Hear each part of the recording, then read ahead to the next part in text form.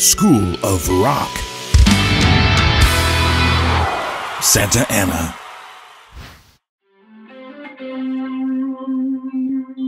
Hey there, School of Rock family. This is Chris Kopp, the music director from School of Rock Santa Ana. Today, I'm excited to welcome my friend and Navy Band guitarist Chris Morrison to the show. We're going to talk about guitars, amps, and effects pedals. We'll dive into the analog versus digital debate. We'll talk about using in-ear monitors versus the traditional monitor setup. We've got lots of other great musical content as well. Please like, follow, and subscribe to @SOR Santa Ana on Instagram, Facebook, and YouTube. Leave us a comment with any questions or thoughts, and please feel free to share this video with your friends. Thanks for joining. Hi, everybody. I'm Chris Morrison. I'm signing in onto Zoom this morning from Yokosuka, Japan. I'm stationed over here in the U.S. 7th Fleet Band. I'm in my 21st year of service as a military musician, and happy to be here and talk about lots of guitar stuff. All right. Happy to have you. Thanks, man. JHS's Morning Glory is a clone of the Marshall Blues Breaker pedal. Okay. Something came out, it was not particularly popular. It came out like, I want to say late 80s, early 90s. And then people, the sort of gear nerd crowd, caught glimpses of it on John Mayer's board. So everybody tried to start scarfing up. It's a black pedal with the Marshall script on it. Okay. There was a Blues Breaker, and then there was some other one. But Mayer used the Blues Breaker, and I think the guys in Radiohead used a different one. I don't think it was the same one. But anyway, I have the Morning Glory. I got the version 4. It's got a mini toggle on it, so you can use it as like a low gain thing, or you can flip that and use it as a high gain pedal. I tend to use it on the lower gain setting, but I feel like if you're doing like a little micro board, JHS makes something called the Red Remote. It's like little box, like, little like square a matchbox. It's tiny, and there's another input on the side, so you could literally do a little nano board with the Morning Glory and just toggle it with the Red Remote to either high or low gain, and then you wouldn't need to stack maybe 2 to 3 gain pedals because you could toggle that high or low depending on what you're doing. Yeah. So I'll probably invest in that. I don't have the remote, but I've just been taste testing the mini toggle, and the high gain's usable. But so when Marshall made that pedal, they were trying to copy their amp, which was known as Blues Breaker, and that traces way back. That's like John Mayall's Blues Breakers band, the album they did with Clapton, famously called the Beano album because he's reading this old English comic book called Beano. But so it's a Les Paul straight into that amp. It's a combo style amp. We're used to thinking about Marshalls like a stack, a head, and a cab. Marshall's Blues Breaker was in a combo, 212s, like only like 18 watts, but they would throw that thing wide open and it screamed. So if you go back and listen to that Mayall album, you'll hear kind of a sound everybody's chasing, and the Morning Glory came out of that, I guess. The other dirt pedals I have on the board, and I would like to give people a listen to those. I have Timmy on here. Timmy's a pedal by Paul Cochran. It's not, people like to throw this term around. I'll call it this, a transparent overdrive. Add another bullet point to that. It's a soft clipping pedal. Meaning it's really not a distortion per se, although it does have some gain on tap. I'm using that for like the barely any distortion. Why would you want? I could play the clean versus that right now, just so you can hear it tear up a little bit.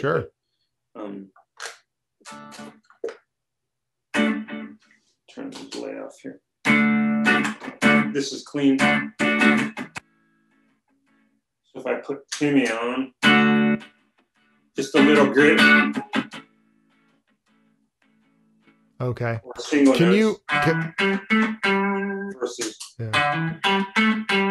It's a little focus, a little brightness, but there's really no saturation, not what you would need for a lead sound. It's more for like a rhythm. If you're doing like old school classic rock, you know, Rolling Stones or something like that. Okay. It's just a little jangle, you know.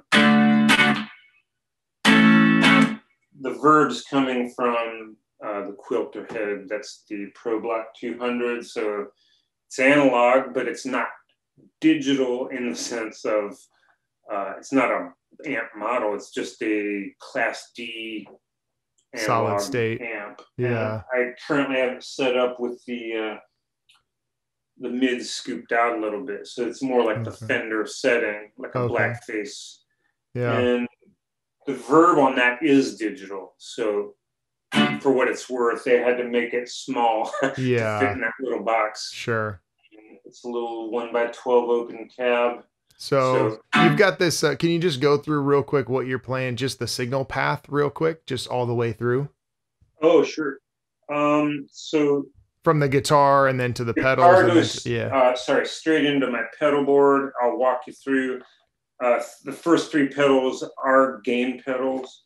JHS Morning Glory is the first one. Okay. Version 4. Timmy by Paul Cochran is the second. And third dirt box is the BB preamp by Exotic. Oh, okay. The orange one, the old version. It's not like they have some signature models of that. And then after the dirt, I move into a trim pedal. In my case, it's the Sir Jackrabbit. Oh yeah. It's a small box, and it has a knob on it to change the waveform, and it also has a mini toggle for either triplet, quarter note, or eighth note, so you can change the subdivision. Very useful there. After that, I have the TC Electronics Corona chorus on here. Also has 3 modes. I'm just in the regular chorus mode. There's also a tone print if you're into writing your own patches, like off the online app. And then after that, the Providence Trono delay. I like it because it has a digital readout, which you can either set for beats per minute or milliseconds. Oh, okay. So when you're tapping the tempo, it's either giving you BPM if you want, or it's giving you milliseconds of a delay if you want that. Oh, that's cool. Depends what you're used to seeing. Yeah. And then after that, it goes to the full tone 2B, which is just a discrete boost. So the boost after everything. And I would use this on a gig for, I have a part that really needs to come out as more like a solo part or a legit solo over the full band. There's no no saturation being added, but there's plenty of dB on tap. I have it set around 6 dB lift, so it raises me up a good chunk. Yeah. And then I actually have the TC Ditto looper on here, which I recorded a loop before you came on. Oh, cool. And it's still saved. I just turned the volume of the loop down. Cool. In case you wanted to hear like the lead sound over something. Sure. But that's what's happening. Okay. The other thing I'd mention about the Providence delay is I like it because it's also got a subdivision knob, detented, so you can do the dotted quarter, dotted eighth, regular eighth, regular quarter. Pretty much any subdivision you can dream up is available to you. And although it's a digital delay, it has another control called echo hardness. For those who may not know, a digital delay has a very cold, bright repeat. It's exactly what you put into it. Right. So if you turn that hardness down, it darkens the repeats a little bit. I think it's a high-end roll-off for the repeats. So it can, if you dial that down, you end up getting more of a warm repeat, I guess, or more akin to what an analog delay would sound like. Like a tape delay or something like that. Tape or the straight-up Bucket Brigade chip. Okay. analog delay, like the old Ibanez had Gotcha. a real famous analog delay that a lot of people liked. Yeah. So did Boss, for that matter. The early Yeah. ones are still used by lots of people. Cool. That's awesome. And then that goes straight into the front of your amp then, in the front of that quilter there that I see? Yeah, there is an effects loop, and actually it's right next to the input. Oh, cool. There's a effects send and return right there. In the Navy band, using a different device like Line 6 Helix, which has a whole host of amp models in addition to a whole host of effects models. Sure. I would use it differently. So in that case, I'm building the patches with the amp model and with the effects in line. Oh, and then that would come from the output straight back to the return. Okay. So what it ends up doing is it defeats the EQ on the quilter head. Oh. And it defeats the reverb on the quilter. It defeats everything. And the only knob that works at that point is the master. Oh, really? And now you're just turning this becomes a monitor, and you're just turning your monitor up and down. Gotcha. I mean, you can also turn the level knob on the Helix, but you're not generally doing that once you've dialed in the patch. So you're saying that you use those together? You use the analog pedals and the Helix at the same time? Oh, no. Oh, okay. Okay. So you would set them up. I'm just saying this is the analog pedal board, and this isn't like a be-all end-all board. It's just sort of a meat and potatoes board, honestly, with some different flavors of dirt and a little bit of modulation with the trim and chorus and some delay just for ambient. So when you're saying that it's like a meat and potatoes type of board, and there being hundreds and possibly thousands of pedals out there, what do you think are some of the standards? We know which ones you're working with. What would be like the first pedal someone should buy? What would be like a small rig? What should someone look at if they're going to invest in one or maybe, a couple pedals? What are they looking at? Sure. I really feel like it depends on the capabilities of your amp, which is kind of a funny way to answer that question. Sure. But let's say you're starting off with, say, a Fender Blackface of some kind, maybe you have like a deluxe reverb, and it has reverb, and it has some clean headroom.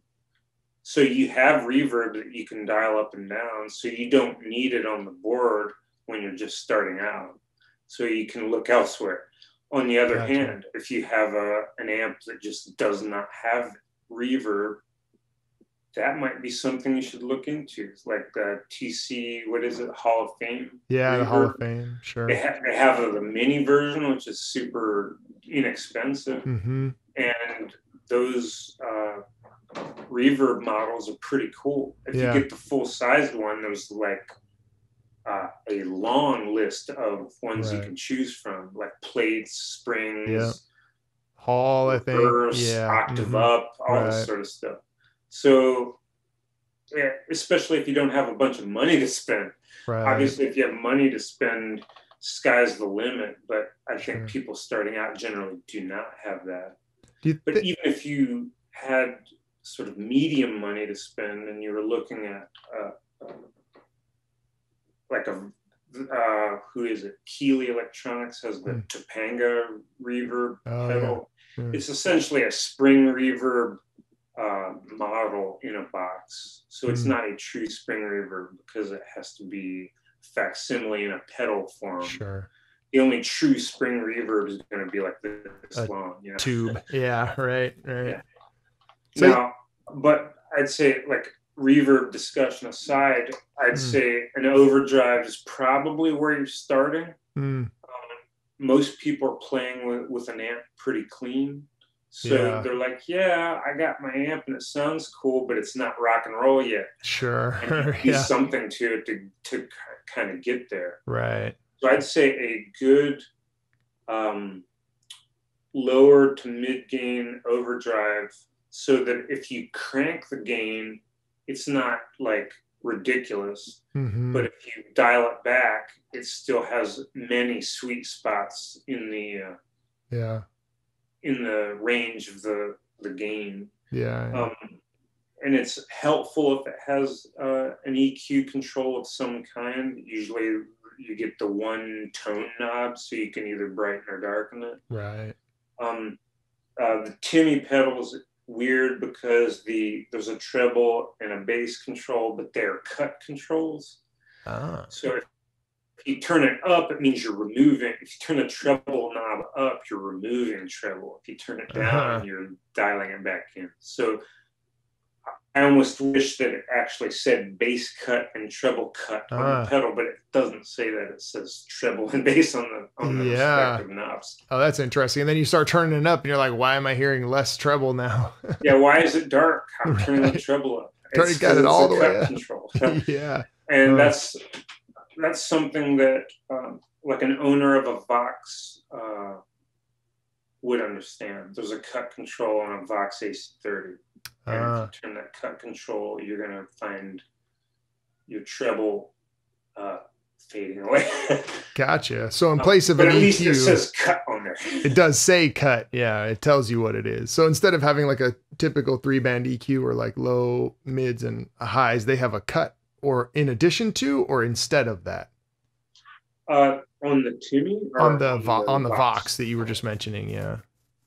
Vox, I think, has some actual things that say treble bass. I don't think there's a mid control. Okay. But then like there's also just says cut, and it's gotcha. I'm pretty sure I'm not a Vox guy, but I do have some experience with them, and the cut is I'll give you, I'm 95% sure that it's treble that it's getting rid of when you turn that knob. The cut. Okay. Yeah. And then looking back at your amp, it's a kind of a small head. It's a quilter. And then the cab you're using is also a quilter cab. Is that true? Right.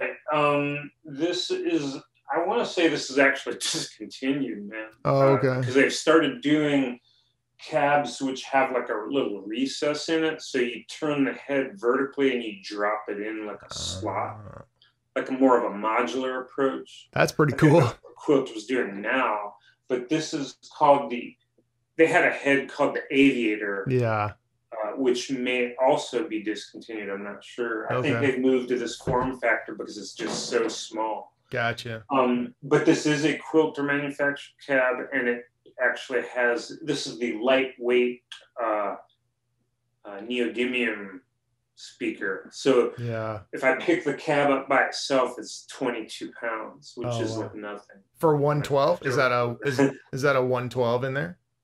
Yes, it is. Oh, okay. And it's a Celestion neodymium. It's rated at 300 watts. Why? Because it was originally designed by Celestion as a bass speaker. Oh, okay.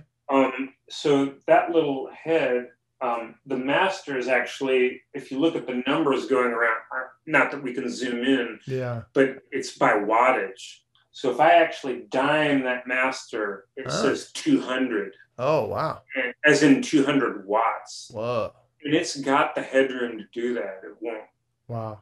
So the speaker will not blow up. That is insane. I mean, your ears will be pushed pretty hard. Your ears will blow up at that point. That's a lot of sound, man. Your ears are going to be hurting. Speaker breakup if I did that, like no pedals on and just turn it to full. Yeah. Sure. Maybe you start to hear some rattle. I mean, that's pretty loud. 200 watts. I mean, and so you're talking about solid state, right? That's a solid state amplifier. Well, I don't even think they like the solid state refers to a particular kind of analog circuit. Okay. And this may not be in there, but we can, for the purpose of discussion, we can call it that. There's no tubes. There's no tubes. No tubes in it. Right. It's a discrete analog class D, which, if you think about it, bass amp manufacturers have been using Class D forever. Yeah. So you see all sorts of little cigar box sized heads with hundreds of watts. Yeah, 500 watts and 800 watts. I have a little guy here that's about the same size as I think I'm looking at there, which is a bass amp, and it has 800 watts in about the same size, you know. Right. The good part about it is just when you're porting it around, you're not rattling any tubes. There's no tubes falling out of the sockets. This is coming from a guy who, if I was given my druthers, I would have like a cool, like Marshall head back here or something, you know, like I like the sound of tube amps. Yeah. But sometimes in practice, they become difficult to, you know, carry around without the maintenance that's sometimes required, or the attention or vibration in the back of a truck. Right. You know, can rattle the tubes loose or whatever. And so some of those pitfalls are kind of shot down here. Yeah. Don't have to worry about it. And second part is tons of clean headroom, which means if I step on this BB preamp, which is the most saturated sound I have on here. So here's clean.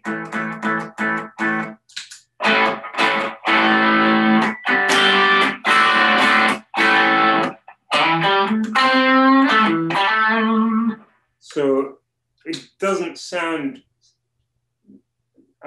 super fake, you know, like I feel like it still retains a little amp-like quality. Like if I turn the dirt on and I roll the volume back,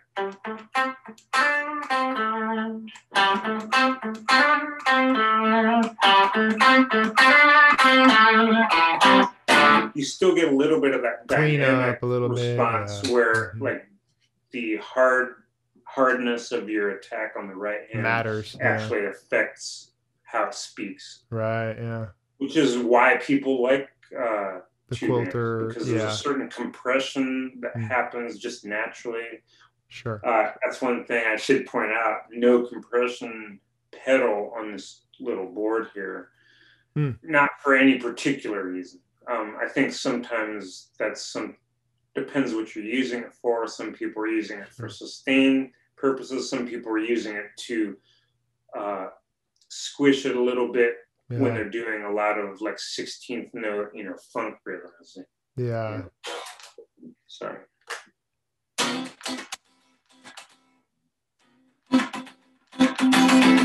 Just to equalize the attacks. That sound, yeah. I hear a lot of compression in like country music. I hear a lot of compression in those like acoustic guys that are doing a lot of the two-hand tapping stuff when they're like tapping all over the neck, because those notes it's very difficult to get that type of a sound to be even. A lot of those harmonics, a lot of the tapping stuff, you know, they use a lot of compression in that as well. Not to mention the fact that their touch is not overly heavy. Right. So just to get it to speak through all the signal paths. Right. I suppose we should just mention that when you're dealing with a pedal board, what's the first thing that happens? Again, the sort of Gear Geek Brigade talks about tone suck. What do they mean by that? They're saying that, like, when I hit a string, you know, the strings vibrate, the pickups sense the vibration, they put it through the cable, through all of this stuff, and by the time it gets to the amp, it's kicked up high enough to make that speaker vibrate. Right. So in pedal world, people talk about like a buffered pedal versus a true bypass pedal. So what ostensibly, a true bypass does not boost up that signal through the cable run. Gotcha. It's just whatever you get on the way in is what you get on the way out. So it's not touched. Yeah. It can become a problem if there's no buffers on your board. Sure. By the time it gets to the amp, it doesn't sound the same. Like if you unplugged everything and just plugged straight into the amp, you'd be like, wow, what a difference. Right. A/B that. So. I know there was this huge buzz around true bypass pedals for a while, and everybody wanted everything true bypass, you know, and you hardly couldn't buy a newer pedal that did not have true bypass. They were all like, sort of early 2000s and up until recently, they had this big run of all stuff was true bypass. And I was buying some pedals and putting them together, and I really liked the sound of them, but I ran into that issue as well. You would start stacking the pedals, and as that kind of tone suck thing was happening along the way, by the time I got to the amp, it didn't sound anything like the guitar that came out. Exactly as you're describing, if I plug the guitar directly into the amp, it's a very much different sound, significantly and audibly so, than if you plug into the signal chain, even with all of the pedals off. It just takes that energy out, having to go through that signal path. There's two things that are happening in that world to try to mitigate that. One of them is the use of loop strips. Right. So there's many of them out there. If you watch That Pedal Show, Dan, the G13 or something they use. Owner, I want to say, of Gig Rig. Gig Rig, right? Yeah. Gig Rig, that's a real high end one. Right. But they also make a thing called the Quartermaster, which doesn't really have any programmability, but it has like, say, 4 to 6 to 10 buttons, and you just, every pedal on your board is wired into a loop. So if you step on button 10, the only thing that your signals passing through is the loop number 10, which maybe it's your delay. So A, the noise is introduced, and B, that buffer problem is not a problem because it's not actually passing through all of those pedals, right? Sure. Yeah. So that's the sort of one-stop shopping one. And then the other one, for people who don't want to get into either a programmable or a not programmable loop strip like that, companies are getting hip to actually, there's some loop boxes which are buffers, or not loop boxes, but buffer just boxes. A box, right? Which just, some of them don't even have a button on it. You strategically place them at certain points in your signal chain. So maybe it comes through like 3 true bypass pedals, and then there's a buffer after that, and it sends it through like maybe the other half of your medium board. Even if you only have like 6 pedals or 5 pedals on there, I think if a lot of them are true bypass, then those buffers become like really important. Yeah. Have you used one of those switching units that we were just talking about? Like one of those, have you used one? I've like test driven one owned by a friend, but I've never bought one. Although I feel like if I'm going to stick with this sort of analog board to work with, to actually go out and do gigs, that the programmable ones seem like a good way to go, because you can do things like step on a particular loop and it actually engages maybe 3 several things. Right. Or maybe it shuts off like 5 things and turns on 2. Right. Like, so literally you start to actually program and in a way similar to, say, the Helix. And you could change the order too. So if you had, a drive before a compressor, then you wanted to switch compressor and drive. Because I see them doing that again on That Pedal Show a lot. I think you and I both sort of favorite that channel. They have a lot of great information and stuff on that. And that's one of the things that I see them do often is he's like, hey, change this and that, and then he'll program it in a different way, and so you can stack them depending on how you want to hear it for different effects, because the order of your pedals can change the sound a lot. So I suppose a thing like the Gig Rig, their loop station, I think it's called G2. Should probably call it by its proper name. Yeah, that's the sort of flagship model. Now that is a pro player only type thing. It's a high price point, and it has a lot of loops. I mean, there are a bunch of loops on that. It's a high level, high entry point of price.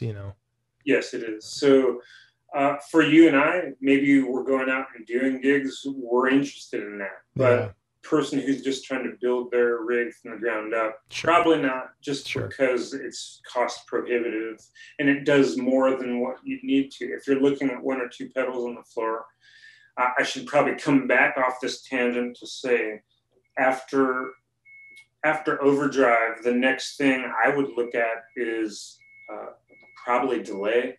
Okay. And I only say that because that's something that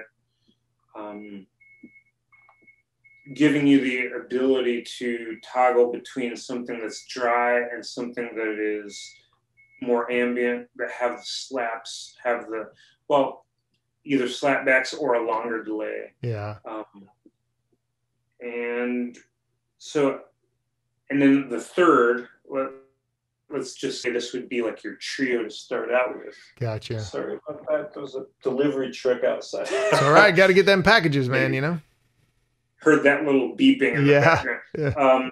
The third pedal would probably be a modulation pedal of some sort. And that's really up to the user. Many people would opt for chorus. Some people would opt for tremolo. Yeah. Those aren't the only 2 choices. You have phasers out there. You have flangers. Yeah.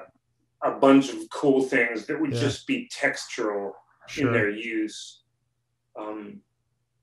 In the case of this board, I'm really running tremolo because it's kind of a traditional thing. You know, it was on a lot of the early Fender amps just as like an on-board control. Right, yeah. And then chorus was originally done by means of tape.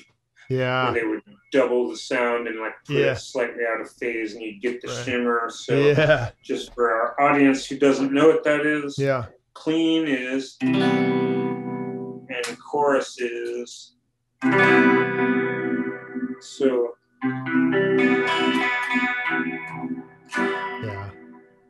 so you get very beautiful sound. And that sound is start to do the in between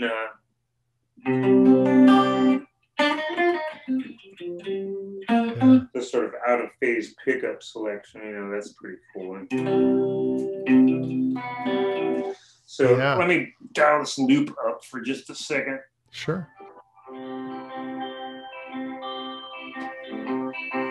So that's based on Walking on the Moon by the Police. Okay. So here's some.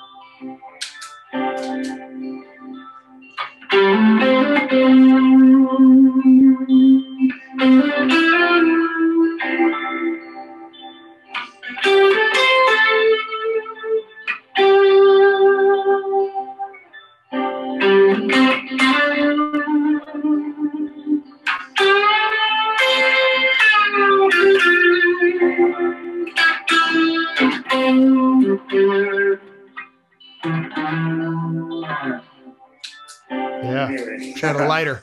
Just a little taste. I don't do that anymore. Cell phones. We got to hold up our cell phones. Got to hold up our cell phones. The light, man. You know. I said I wish I had a lighter, but we don't do that anymore. You know, we do the cell phone light. You know? Nobody has lighters anymore. You shouldn't anyway, I guess, except for candles, I guess. But so what are you using? What sounds were on the loop there, and then what sounds were you using on that lead sound that you were playing? So the principal lick, just that was neck pickup with Timmy only, just so just more or less clean. Okay. And then the shimmery chord, I had dialed in the delay, chrono delay, and the chrono chorus, and so there's some slaps on there. It's triplet. And then in the background, I did do the sort of, and I put that on the out of phase.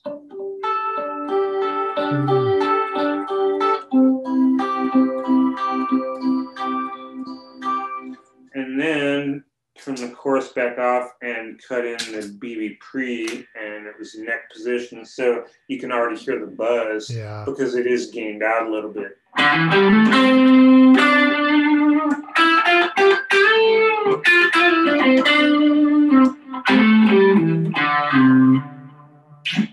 So it's throaty, you know, it's got some mids in there, it's got some saturation in there without getting ridiculous. So if I put all three of the dirt pedals, actually turn them all on, it's a little noisy right now while I'm not playing, but in the context of a band, it might be survivable if you're like.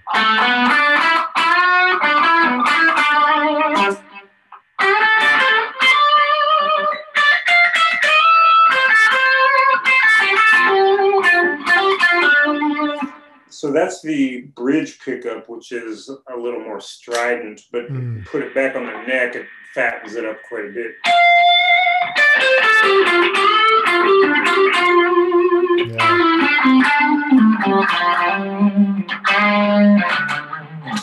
Yeah.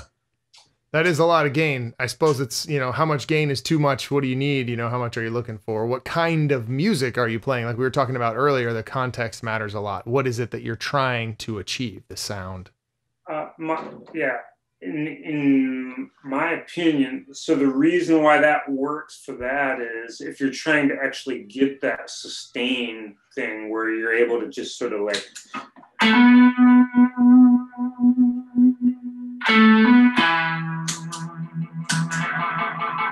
where it's right on the verge of feedback. Actually, it's not quite there because I'm trying to keep the levels under control. But if you're on a lead sound, if you are looking for that singing, sustaining sound, then you just need more saturation. Otherwise, you're not able to.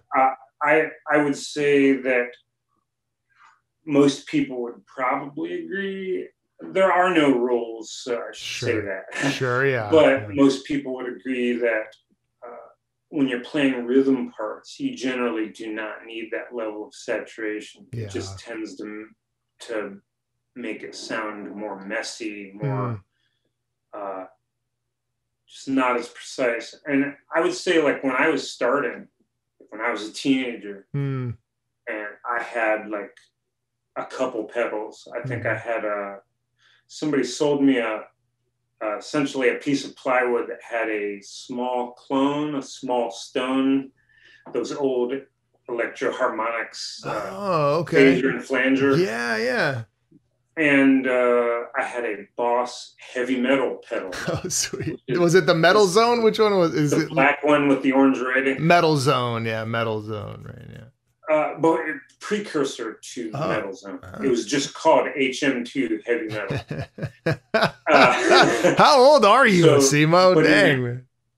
And I was running it into a Fender, not a Champ, but like a version of a Champ. It was like, I can't actually remember what it was called. And I don't even know if it was a tube amp. But it did have reverb, but it was only a small 112, and the cabinet was just big enough for the 12 to fit in there. So it was essentially a Champ-sized amp. Gotcha. And at that time, I didn't understand that I didn't need to turn the gain knob all the way up. So I would tell everybody, more is not better. At least not always. Sometimes it is. But especially when you're in a recording situation, it really points it out to you. You always need to be cleaner than you think you need to be. You and I both spent a lot of time in the fleet playing in Navy bands. And for many years, we had the Mesa Boogie Rectoverb was like a big amp in our arsenal.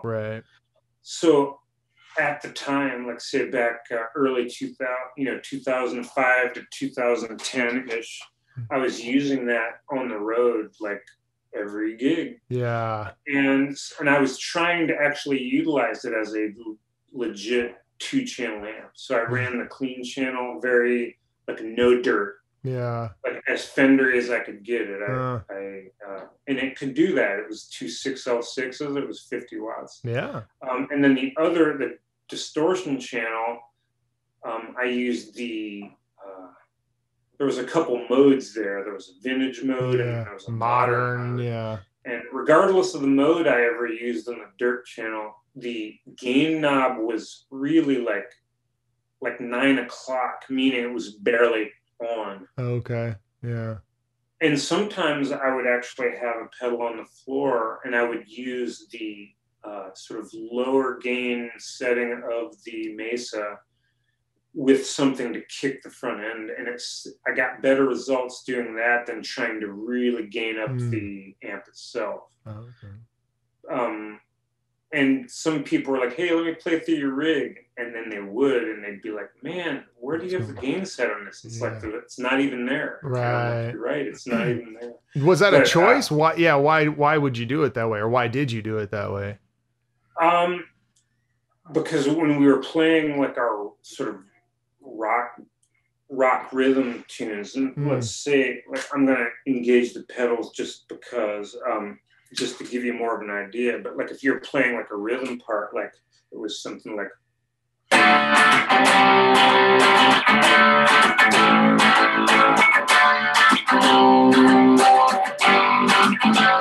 like where you had to get some of that chunk, but you're also like digging in fairly hard. Yeah. So if I take the BB preamp off and put on the Morning Glory by itself, this is like got nothing dialed in. Now it's a little brighter because I'm on bridge pickup, but if we were recording that, it would be just fine.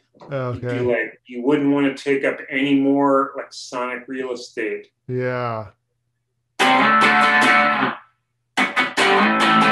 But you're still getting some, it's light, but it's not like overly saturated. That was one thing but just due to the fact of the dynamic nature of guitar, the attack. When you hit the strings, it is going to, okay, here's Timmy. This is even less dirt. That's almost clean. Yeah. But like just by virtue of your attitude, you can almost make it work. Yeah. So here's an experiment to try. Go put on an old Zeppelin album, or go put on an old Hendrix album, and just listen to the guitars. Yeah.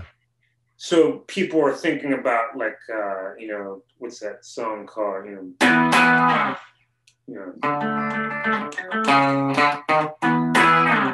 Good times, bad times, something like that.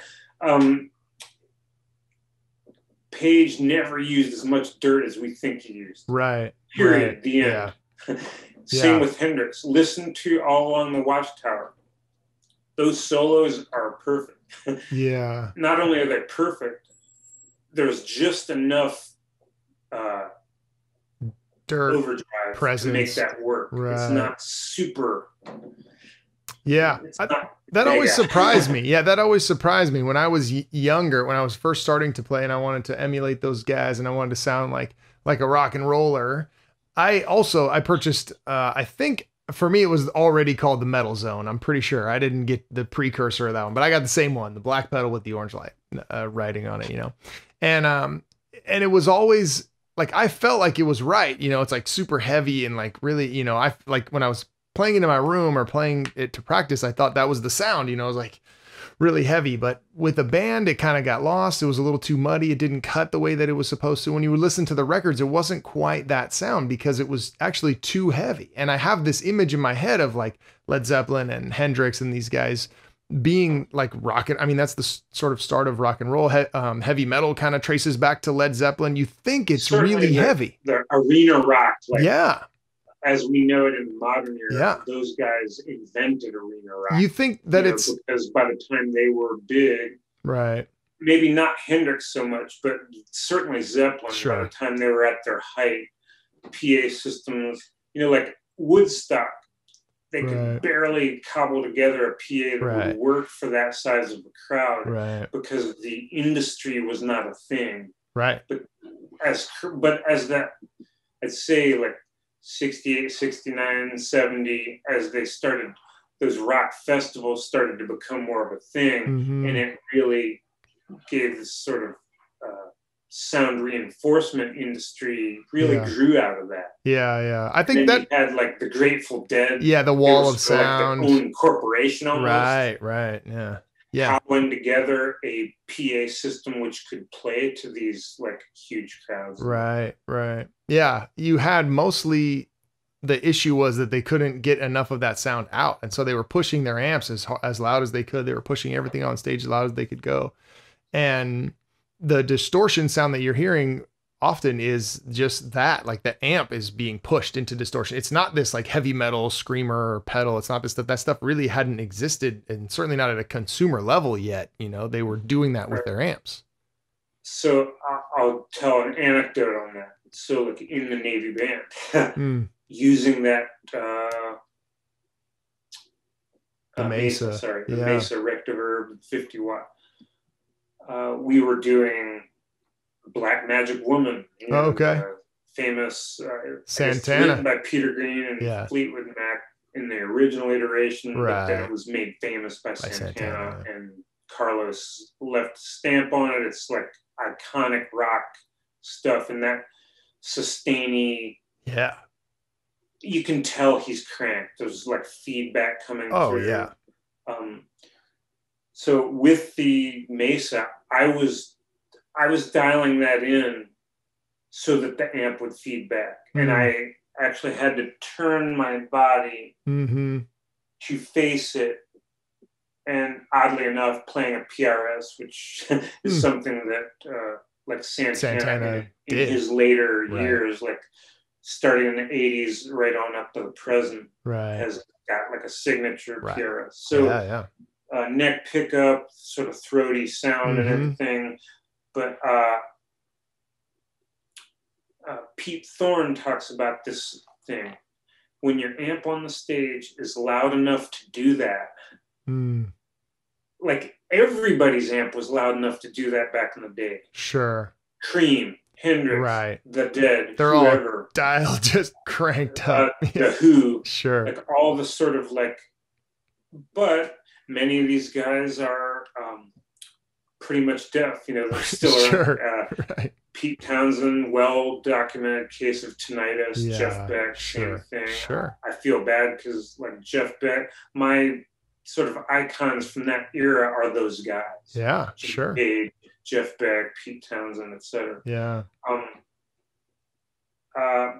But they had no choice because the PAs wouldn't have it. Right. Now, ironically, in our day and age, I can go on stage with this and be fine because sound reinforcement has come so far that if they put a mic on this or even a DI on this, I'm in the system and I don't have to be cranked and I can step on my trusty pedal and suddenly I do have some sustain. Get whatever sound you want, and you don't even have monitors anymore. I mean, it's often, especially any large show, any large venue you play, you have in-ears, you know, you have coverage. They don't use monitors really unless you request it. Often they have in-ears because you're moving around the stage or you're walking around, you're going somewhere, you know. Well, so what's the trade-off? We need to ask ourselves this in the modern era. Sure. Again, to reference Pete Thorne, because I think he's just one of the last of that generation who, you know, played on stage with Chris Cornell where they were actually, you know, had half stacks up there cranked and stuff. Yeah. So that interaction I'm talking about, where if I stand at this point in the stage and I like face the amp, I get controlled feedback. Yeah. So like how many Hendrix live recordings or Zeppelin live where you hear these cool sustained notes breaking the most musical feedback. Sure. Now the working conditions to make that happen are dangerous because it's like high sound pressure levels. Yeah. However, that sort of danger, that sort of off the rails, it's part of the sound. Yeah. That is the spirit of rock in a way. Sure. So when we put our in-ear monitors in and we turn our amps down, or we have no amps on the stage and everything's digital modeling, it removes some of the palette that was available to the people in the 60s and 70s, and even 80s and early 90s, to be quite honest, because the stuff didn't, like, removing amps from the stage was a stroke of brilliance for front of house, because they wouldn't have any mic bleed. Right. But in a way, their convenience is at the cost of the artist. If the artist is into a more organic feeling thing where they can interact, because I'll just say this for the record, the interaction between the guitar and the amp and the effects in real time is this magic. Yeah. And if you take the interaction away, which I hate to say it, but a good deal of that interaction has to do with the amp being loud enough to respond to things. Right, sure. So if you're playing at bedroom volume, like right now I'm playing with the master at 2 watts. Oh, okay. So like it sounds the same at 2 watts as it does at 70. I don't know. Like maybe coming out the direct out it does, but the speaker vibrating is the thing that we're missing. And the microphone picking up the speaker vibrating is the thing. So there's many links in this chain, as you can see. And the only thing that I lament about the era of in-ears and no amps, like a noiseless stage, so to speak. Like if you walked in on this band rehearsing, you wouldn't hear, you would hear the people singing in the microphones, and that's it. And you would hear the guitar doing like just the acoustic and some drums, maybe level of the, and you might hear the drums, but and in some cases not even that. That's all electronic, or So, but you've been going in an era where everything's possible. Depending on what your end goal is, sometimes not having some of those options available is sort of the price we pay for the convenience of this stuff in the modern. Well, and saving our hearing too. I mean, there's definitely something to be said for that. Well, that's an upside. That's that is the major upside. Yeah, for sure, yeah. Because we've talked about, the rigs that you're using now, and you've adopted the Helix sort of to some extent. I don't know how much, but we've talked about it, and you're kind of moving towards that digital, the convenience, and not having to carry as much gear to a gig, and not having to be loud on stage, and having your sound controlled, through the PA, and being able to hear it. So how have you made that transition? Because you come from the sort of old school, as we've been talking about, and then now making this transition. Well, if you think back a little bit, like, so when I joined the military band system, it was like 1998. So it's been many years ago. I'm in my 21st year. After January, I'll be in my 22nd year of service. But back at that time, like 98, Line 6 was a company. Yeah. And they had it was the beam, right? The pod, the pod, right?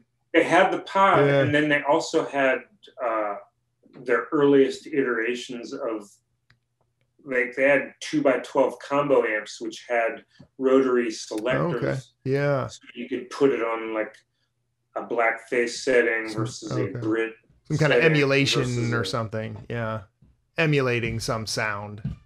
And some effects. And just to be blunt, it wasn't making it back then. Yeah.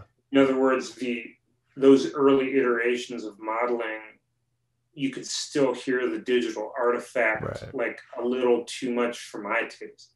Yeah. And so what got me across the Rubicon? I mean, we mentioned that pedal show. Those guys they are really clinging to analog valve amps specifically. They barely use I think they've used solid state amp on their show just for a talking point. Yeah, to demo it. They don't do that. No. And I'm sort of like them in the sense that I really champion tube amps because of the sort of natural compression that's sort of there. But I already mentioned there's a lot of problems that you have to deal with if you go that route too. Yeah. So I appreciate not having to deal with that part of it. And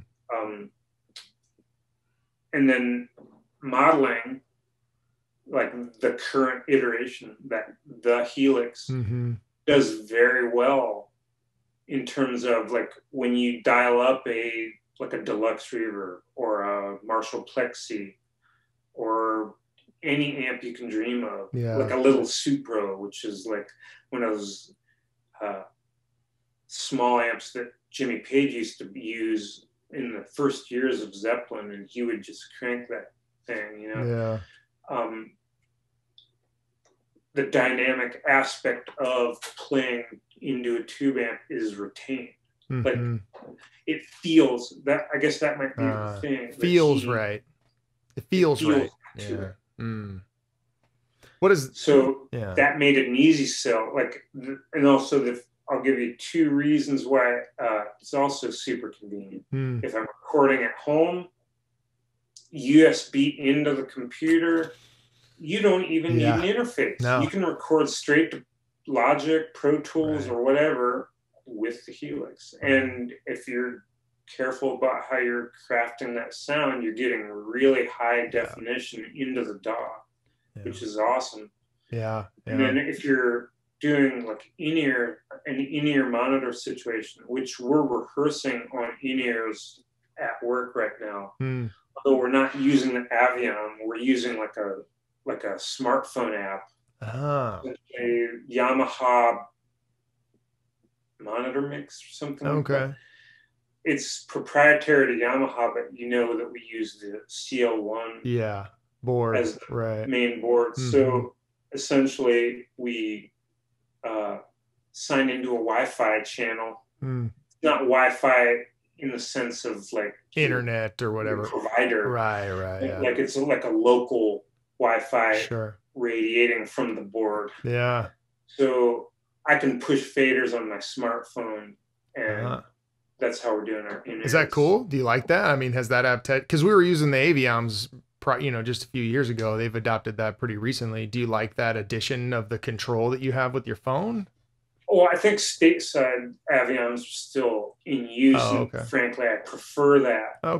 Because that's something that can be an installation. I can have like the Avion controller like on a stand near me. I see. And if I need to adjust, I just run over and adjust and keep on going. The thing with the smartphone is if we're doing wireless in-ear packs, that's great. But we're not quite set up for that currently. So I have if I was trying to perform in that way, I would have my guitar cable attached to me, and I would have my monitor cable attached to a belt pack, which is not wireless, unfortunately, at the moment. So it's a great rehearsal solution for the time being. I see. It would not be a great performance solution unless we get a couple more transmitters to go wireless, which we're not. So gotcha. Okay. But the Helix is a lifesaver. The only thing that I dislike about it is if I come upon a patch and I'm like, the dirt pedal on this scene has too much dirt. Have to like get into the menu to turn it down. Whereas if on my analog board, I'm like in the middle of the song and like I can just tell there's too much saturation. I can just reach down in real time, dial the gain back, and I get where I want to be like in seconds. I don't have quite that flexibility on the Helix. Wow. But if you go through some arduous programming, like if you mind your details when you're programming it, you could have like a higher percentage of success with that. Yeah, I gotcha. I think also if you start out using a Helix or something similar to that, you may be more familiar with it to the point where it's more fluid for you to understand how to how to do those menu dives in. Probably not as real time, definitely not as real time as twisting a knob, but it might give you quicker access to that stuff on stage. Like, hey, I need to turn down the dirt on this, and you can, you're pushing a few buttons, you're diving into a menu. It might take a few seconds longer than it would on a pedal, but you could probably get pretty proficient at it if you practiced, all the time using those and came up in that digital way, That's true. This instrument is my sort of quasi Tele Deluxe. Okay. I should describe what it's about. It's sort of a parts caster, for lack of a better term. Hmm. The pickups are Lawlers. This is the full wind imperial and the low wind imperial in the neck. Why did you choose those? Why full wind? Why full for bridge and partial for neck? Because the low wind is underwound, so it's going to be brighter. And I'm probably not going to want to split that one as often. Okay. So like just for clarity of parts on the neck. So I can just give you the clean. So we'll do neck since we did neck on there for that. Sure. Part.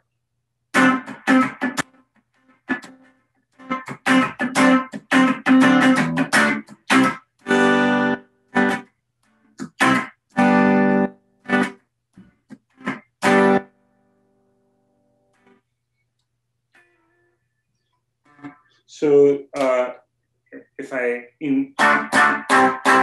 it actually balances pretty well, but you can hear that it brightens up a little bit in the neck. So if I introduce just a little dirt, this is bridge.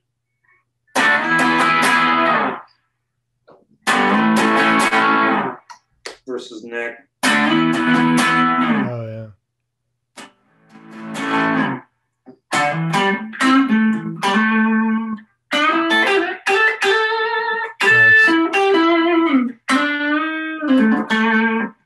And then the two of them together, nothing's split yet, but I should mention that both of the tone controls pull out and split. Okay.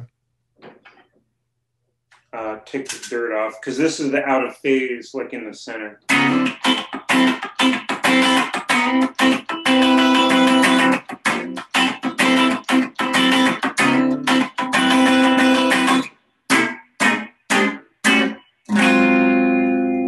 Nice. So it has that, it does react how you would think. You know, if you're on a Les Paul and you put it in the center position, or if you're on a 335, although this is nowhere near being hollow or semi-hollow. And then if we say go back to neck, and then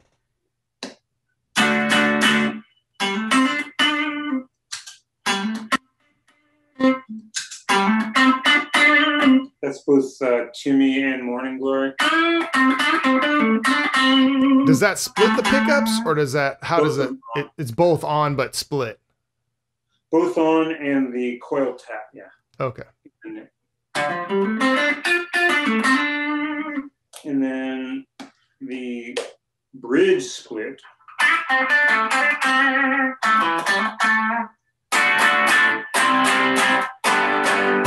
So it does sound like a single. It's even brighter. Yeah.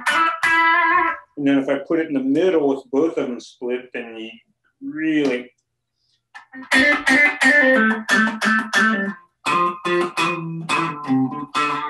Oh, yeah. I'm just going to put this is clean, but with the boost on the end of the chain on the full tone 2B.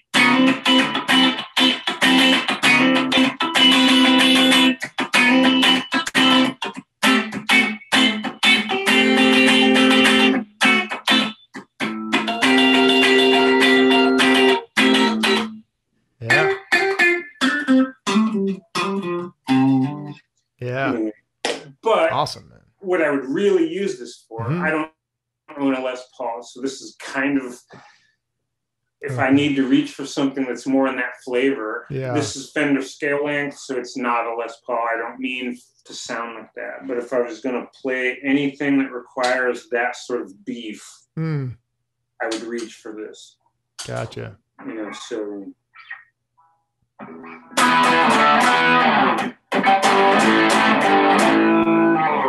Nice.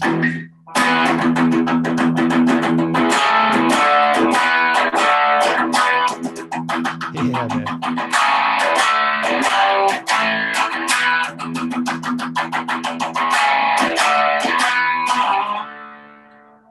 Nice. That's a real heavy, pretty thick sound, man. Yeah. Absolutely. And then like for lead tones. So this is again, all three of the dirt pedals on with humbuckers as opposed to single coil.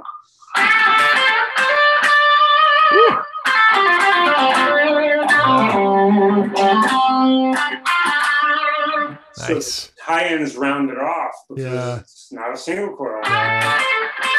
I mean, it certainly speaks, but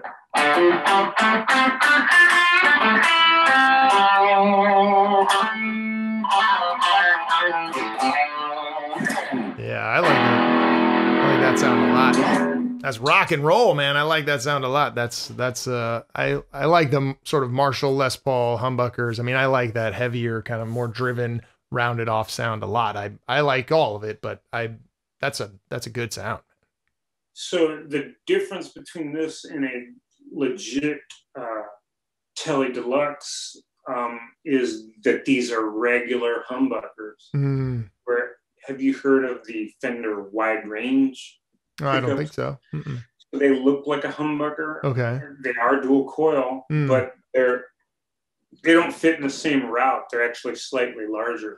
So if you actually look at the Tele Deluxes in the 70s had actually this head stuck. Had the sort of larger looking, almost Stratty. Okay. Yeah. And they had the wide range pickups, which, like this, you could only see one row of screws. Okay. But so this is a variation on a Tele Deluxe because it's not wide range pickups, which, you know, Lawler makes them as an aftermarket. Lindy Fralin makes them as an aftermarket. But if you buy like a vintage, or even, what's the guy's name? Actually, I take the, you know who plays a guitar like this? Is Chris Shiflett of Foo Fighters. Oh. He does a Tele style with two humbuckers and four knobs, like a Les Paul arrangement. Oh, okay. So he's even actually got a signature with Fender. I don't know what the color scheme is on it or anything. I think his pickups might be uncovered. Like, okay. Exposed ones. Yeah. But it's like a workhorse. Like this is a regular stop tail. I'm gonna get up there so you can see. It's just like a Strat bridge, but it's okay. 6 saddles, but just like a Strat. So it's not like a Tele bridge with the barrels on it and everything. Gotcha. Yeah. So one of the things I wanted to touch on was the amp that you talked about in the background that you've got there. That Quilter amp is 200 watts or whatever you were mentioning. And then before you just said about the Mesa Boogie is 50 watts. What's the difference when you hear about 50 watts versus 200 watts versus some amps are 5 watts or 1 watt? And so you hear this wide range of people using a ton of different wattage. What's the difference between the watts? What kind of sound can you expect? Why would you need or want different wattages? Sure. So this is part and parcel to the discussion we were having about sound reinforcement. So why is there such a thing as a Marshall stack? Frankly, when those crowds started getting really big in those festivals in the late 60s, they wanted to project to as many people as possible, and there were no amps that could do that. Yeah. If you go back further, like into the late 40s, early 50s, like the very first guitar amps were essentially radios. You know, because a radio had a speaker, like a loudspeaker. You know, the whole family would gather around the radio to listen to radio shows. So, and it had an amplifier in it. And guess what? It used a vacuum tube. Yeah, sure. So the very front end of guitar amps was that. But you were looking at a platform that was only meant to project sound into the living room for a couple of people, Right. So when people started to manufacture amps, like say Gibson and Fender, their earliest offerings just didn't really go that loud. So the wattage was fairly low. You know, if you think about, say, the Princeton might be like 10 or 12. Yeah. There's some early Gibsons that are similar, you know, like the cabinet was just big enough for one 12-inch speaker. And probably like 12 to 15 watts ish. Mm. So coming from that world, something like the Deluxe Reverb, which was 22 watts. Wow. That was like a big jump. And likewise,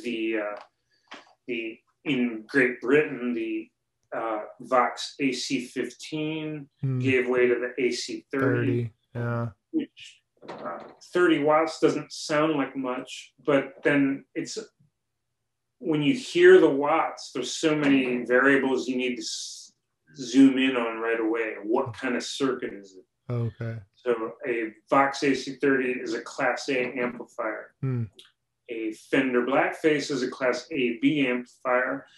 I'm not an engineer, but the main difference is a Class A is running, the signal is running through to the speaker all the time. There's no like attenuation ever happening. Ever. So the tubes, for example, are running at capacity all the time. Okay. Which means a Class A amp, the tubes tend to have shorter life. Why? Because they're on more often. Yeah. Class AB difference is, let's pretend that this is a Deluxe Reverb. It's not. But if it was, and it was Class AB, I play, maybe we should turn it over. So when I play, the circuit sound goes through, operating. Then it's on. But when I stop playing, it's, I don't want to say it's a gate, but in a way, it's like gating. Okay. So if I'm not putting any input to the front end of a Class AB. Gotcha. Cool. So Class AB then is, it's not on all the time, basically. So I've not tried this experiment, but because I don't know if it's to be seen visually, but if you had a meter running on the tubes, you would notice like a difference between like someone's like, they're operating, but if I'm doing this, it would shut down. They're on, but they're not like passing signal. Gotcha. Interesting. So, and I think the reason why that came about is Fender was trying to extend tube life because they knew that was sort of the weak spot in a design, if you will, because it was the thing that needed to be replaced. Yeah. Okay. It wore out. Yeah. And then that's cost to the consumer. And sure. So Class AB, I'm pretty sure, was their solution to it. So gotcha. All that to say that a Class A amp at 30 watts, like if you dime a Vox AC30, it will be loud, even though it's only 30 watts. If you dime a Deluxe Reverb, which is only 22 watts, Class AB, it will be loud. Yeah. But what happens though? They break up. Right. What we're really talking about when we talk about wattage is clean headroom. Okay. So there's a point by which if your signal goes up to and doesn't reach that, it's pristine. Full dynamics, right? Full dynamics, yeah. But if it goes above that threshold, then you get breakup. Right. Essentially, the circuit a distortion can't keep up of the with sound. the input. Yeah. So the difference between a 200 watts of clean headroom versus 12 watts of clean headroom is significant. Sure, yeah. But as you go up in wattage, it doesn't necessarily, so a 15 watt amp and a 30 watt amp, the AC15 and the AC30, that's not twice as powerful. They're not twice as loud. No, and I don't mean to say that, but that threshold for clean headroom goes up and up. I just meant because it sounds like that. You can add. Right. It sounds like, you know, if I have a 15, I have a 30, they double the wattage, you should double the output, but it doesn't work that way. Not quite. And even a more stark example would be like a Marshall Plexi 50 versus a Marshall Plexi 100.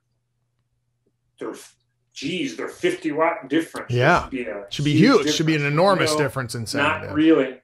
Yeah. It's something like 6 dB for every. The difference is the point of breakup. Yeah, it's something like 6 dB of loudness or something for every doubling or something. There's some algorithm that I forget exactly what it is, but there's something like every time you double the wattage, you get some X number of additional dB by some algorithm, and it's not a doubling. It's nowhere near a doubling of sound.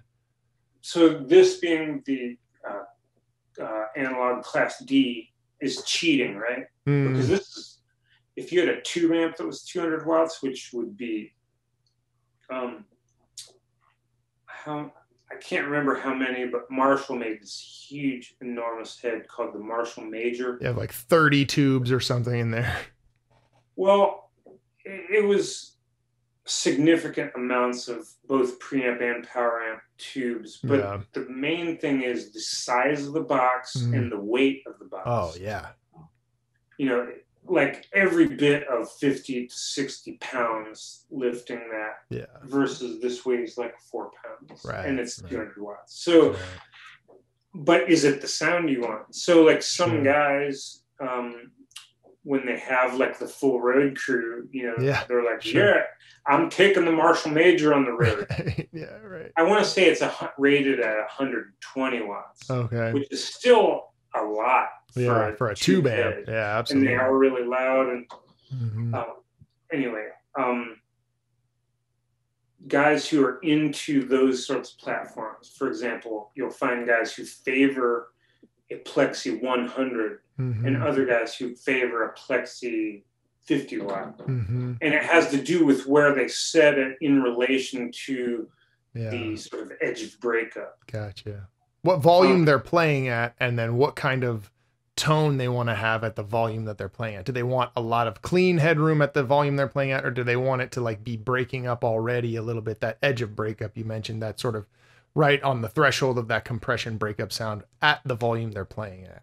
Right. And so that's a lost art.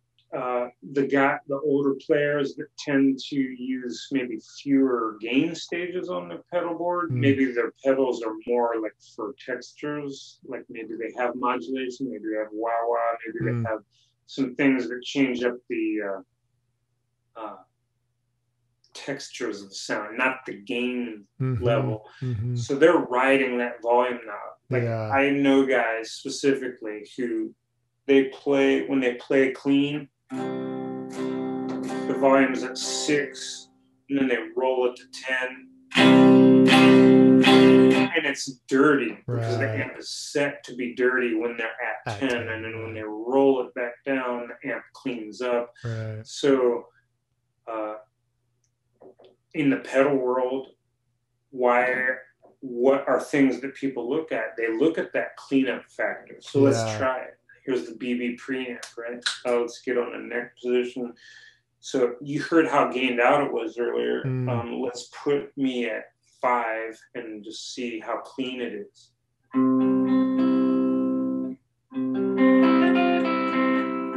There's a little bit of crunch there, little bit. But it also has to do with how hard I'm hitting it. If I really can almost make it disappear. Very obvious there, right? That's sort of like on 10 and digging in hard. So an amp cleaning up like that gives you more room to go as an artist in terms of different shades. And if your pedal will clean up with you a little bit, I think that's a sought after attribute. Very cool. So just to get back to it, the high headroom is a good thing if you're using foot pedals to get your dirt. Yeah, sure. If you're using an amp on the edge of breakup, you're probably not going to be pushing your pedals that hard.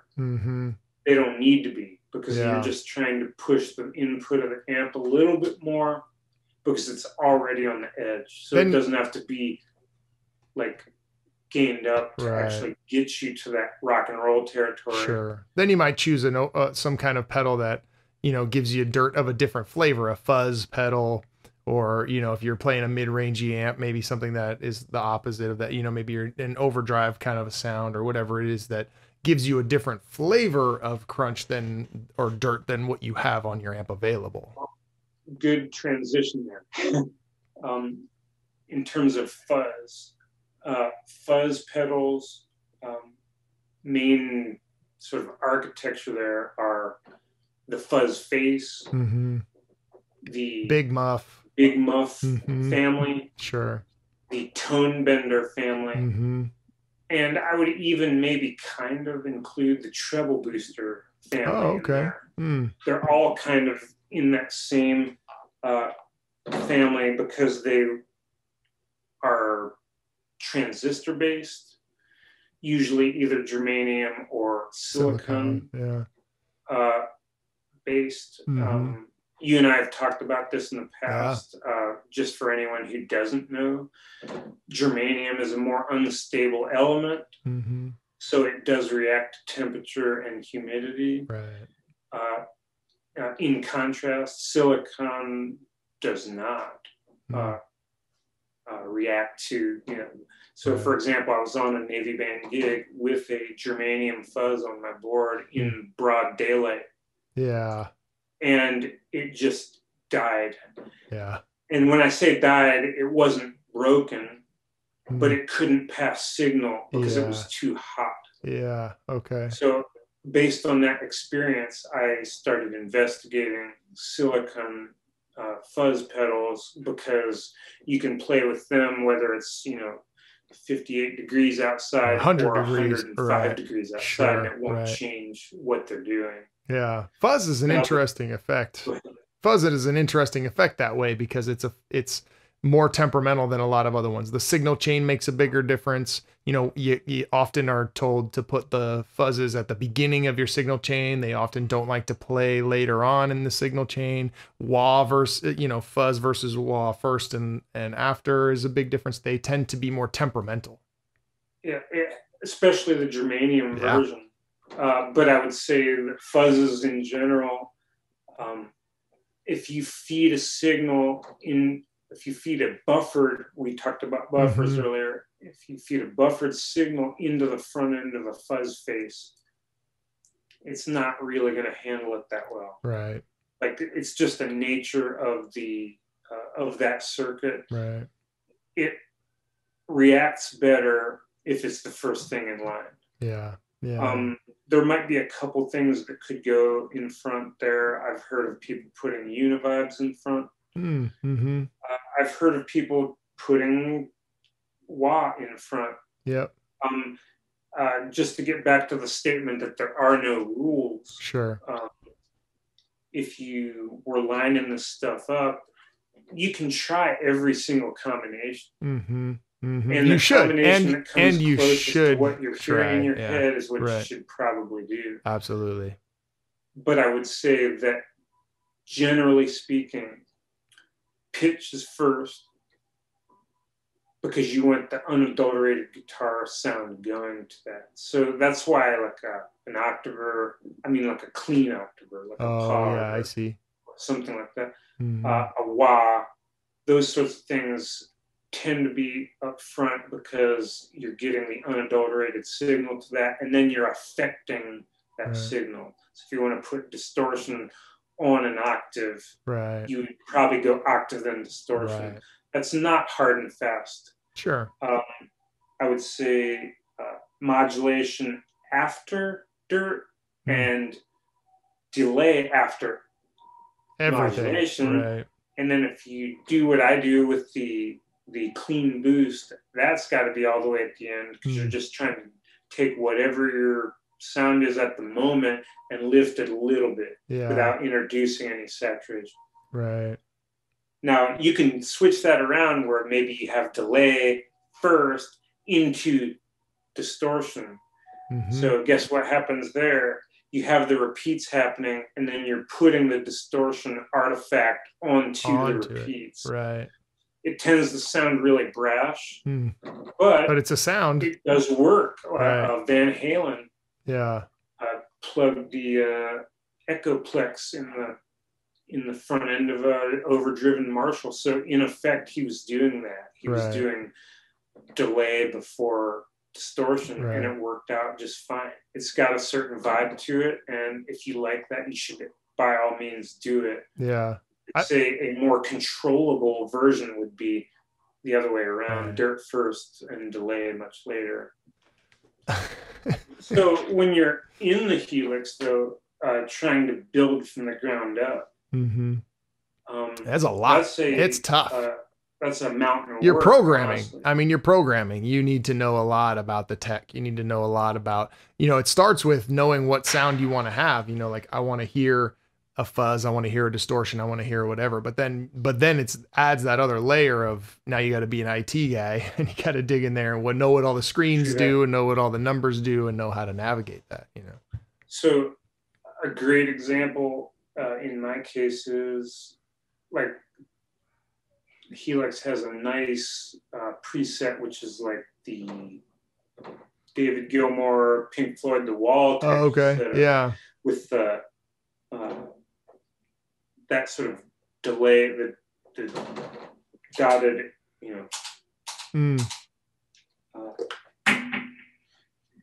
that kind of thing, and it just, like, you play a note and you're like, oh my God, that sounds like The Wall. Yeah. But if you're not curious about what they did to make it, then you'll just be sort of in that that distant relationship between you and the patch. Yeah. But what I've done in a couple cases is I've like surfed in there and tried to go down the rabbit hole. What's it doing? Yeah. Look at, like, how did they build it? What delays did they select for that? And I suppose what I found is they were attempting to sort of recreate what was used on the original or whatever. You see, like, Memory Man. Okay. Like one of the first stomp box delays that was like really widely used by people. Making an album like The Wall, they had to automate, because like when they were doing the live show, it got off. Had to have a global control for the whole stage. Right. But like just the patches in isolation, though, it's interesting. Like, oh, it's not really a chorus. Yeah. The Memory Man, just to bring up an example, the repeats are modulated so it sounds chorusy, but it's not a separate effect. It's like part and parcel of the sound. Yeah. I think, you got on you hit on the right thing there, and it's curiosity, knowing your sound, figuring out what you want to hear, figuring out what your favorite albums sound like, who your favorite players sound like.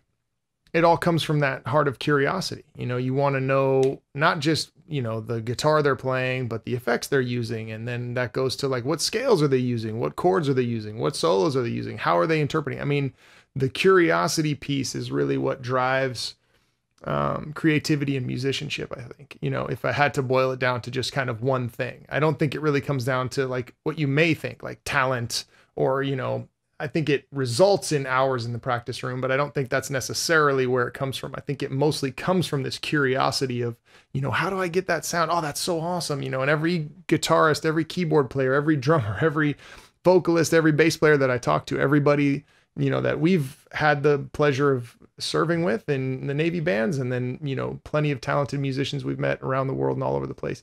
They have that same theme no matter what. And it's always that, like, I heard this album and this record, and almost without fail, they can sort of point back to some point in their past when they were a kid, or, a record they listened to, or somebody they heard.